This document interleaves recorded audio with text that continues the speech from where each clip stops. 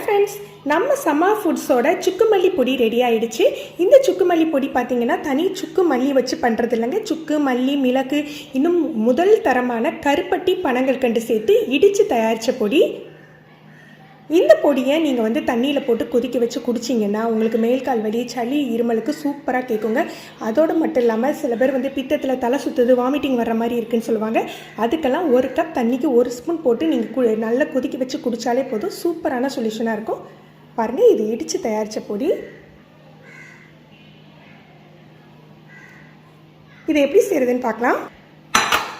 1 cup தண்ணிக்கு 1 spoon பொடி. நம்ம இப்போ 2 கப் தண்ணி எடுத்துக்கோன்னா 2 ஸ்பூன் சேர்த்துக்கோங்க. இதை ஒரு 5 நிமிஷம் நல்லா கொதிக்க விட்டுலாம். இது இடித்த பொடி அப்படிங்கிறதுனால கொதிச்சாதான் இதோட சாரெல்லாம் உங்களுக்கு தண்ணியில் இறங்கும்.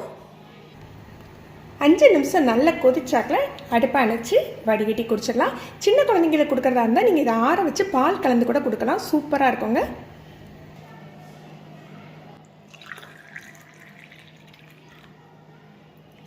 உங்களுக்கு இந்த சுக்குப்பொடி வேணும்னா கீழே தெரியுற இந்த வாட்ஸ்அப் நம்பருக்கு ஆர்டர் பண்ணி நீங்கள் வாங்கிக்கலாம்.